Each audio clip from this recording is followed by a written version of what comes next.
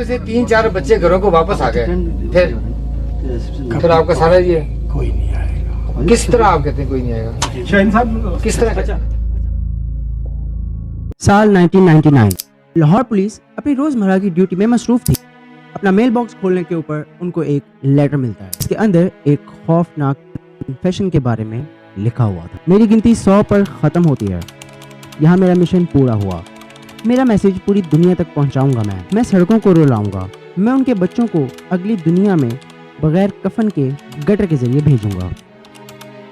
اس letter کے اندر ایک ایک وکٹم کی ڈیٹیلز، اس کا نام، اس کا پتہ اور اس کا قتل کس طرح سے کیا گیا، ہر ایک چیز کا ڈیٹیل ریکارڈ موجود تھا. مثال کے طور پر کتنا ٹائم ایسڈ نے ان وکٹمز کی باڈیز کو ڈیزالو کرنے میں لگایا، اور آخر کے اندر ایک مکان کا ایڈریس لکھا ہوا تھا 13B Ravi. Deputy superintendent of police Tariq Kamboh اپنے ہمراہ کچھ پولیس آفیسرز کو لے کر اس پتے کے اوپر پہنچ. گیٹ ناک کرنے پر ایک شخص باہر آتا ہے، 38 سال کا جاوید اقبال. پولیس اسے اس خط کے متعلق پوچھ تاچھ کرتی ہے. اس لیٹر کے بارے میں مزید معلومات مانگنے پر جاوید کا رویہ پولیس کے ساتھ ایک دم سے بدل جاتا ہے. وہ اپنے سر کے اوپر ایک گن رکھ کر پولیس کو یہ دھمکی دیتا ہے کہ اگر وہ فوراً یا اس کے دروازے سے نہیں گئے تو وہ اپنے آپ کو گولی مار لے گا.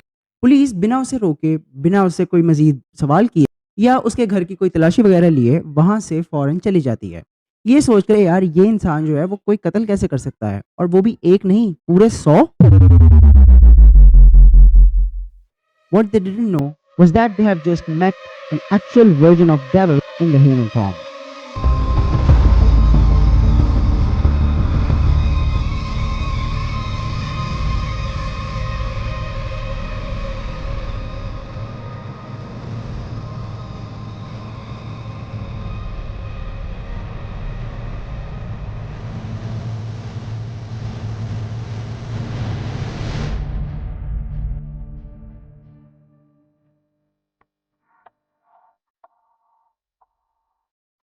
نومبر 22 1999 ڈیلی جنگ نیوز پیپر آفس کے ایک پیکج ڈیلیور ہوتا، اور پیکج کھولنے پر جمیل صاحب کو کیا ملا آپ خود ان کے منہ سے سنیں. اس خط میں جو میں نے دیکھا تو وزنی تھا، تو اس کو کھولا تو اس کے اندر 75 بچوں کی تصویریں تھیں، اور اس کے بعد ایک خط تھا جس میں ایک شخص نے یہ اقرار کیا، یہ لکھا ہوا تھا کہ میں نے 100 بچوں کو اس طرح کر کے مار دیا ایسڈ میں ڈال کے. میرے گھر جاؤ اور تمہیں تمام ثبوت بھی مل جائیں گے. جب تمہیں پتہ چلے گا کہ میں نے کیا ہے تو پوری دنیا ہل جائے گی. Without wasting any time Javed صاحب فوراً سے پہلے اس مکان کے ایڈریس کے اوپر پہنچتے ہیں، لیکن گیٹ کے اوپر تالا لگا ہوتا ہے. تو وہ ساتھ والے مکان کی دیوار پھلانگ کر 13B کے اس مکان کے اندر انٹر ہوتے ہیں، اور انٹر ہوتے ساتھ ہی وہ اپنے سامنے جوتوں کے 85 جوڑے اور ایک بورا دیکھتے ہیں. اس بورے کے اندر تقریباً 100 بچوں کے کپڑے موجود تھے. نیچے تہ خانے کے اندر ایک کمرے میں موجود ان کو ایسڈ سے بھرے ہوئے کافی ڈرم ملے، جن کے اندر سے گندی اور سڑی ہوئی بدبو آ رہی تھی. میں نے جب ڈرم کھولا تو آپ سوچ بھی نہیں سکتے میری کیا حالت ہوئی. اس میں لوتھڑے تھے اور ایسڈ سے میرے ہاتھ جل گئے. تو وہ سارا کچھ جو جاوید اقبال نے کہا، سارا کرائم سین اسی طرح تھا. اسی گھر کی ایک دیوار کے اوپر جمیل صاحب کے لیے ایک نوٹ بھی لکھا ہوا تھا.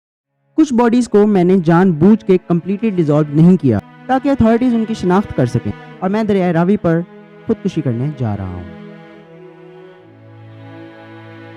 جیسے ہی یہ خبر پبلک کی جاتی ہے اور 57 بچوں کے نام اور ڈیٹیلز اور جاوید اقبال کا قرار نامہ اخبار میں شائع ہوتا ہے، تو ایک دم سے اس مکان کے باہر والدین کا ایک جھنگٹ اکٹھا ہو جاتا ہے. پورا راوی روڈ ناقابل برداشت رونے اور چیخو پکار کی آوازوں سے گونج اٹھا تھا جب ماں باپ اس مکان کے اندر اپنے بچوں کے کپڑے اور جوتے دیکھتے. Javed Iqbal was on the run and Pakistani security forces were preparing for the biggest manhunt the entire world has ever witnessed.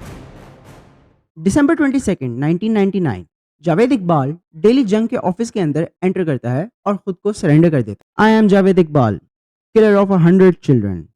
I hate this world and I have no regrets. I'm ready to die.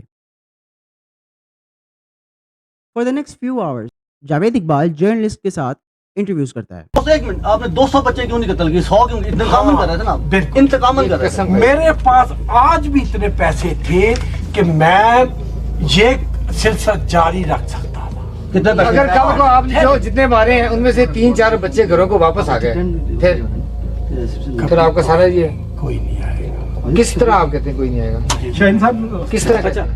जंग news office में मौजूद staff police authorities को जावेद इकबाल के उनके office में आने के बारे में इंफॉर्मेशन देती है and with in no time police और मिलिट्री पर्सनल्स की एक ह्यूज टीम दिल्ली जंग की बिल्डिंग का मुहासरा कर लेती है. Javed Iqbal was being arrested. During the investigations, Javed Iqbal ने पिटीनेस का मुजाहिरा तो किया लेकिन वो सिर्फ खुद के लिए था.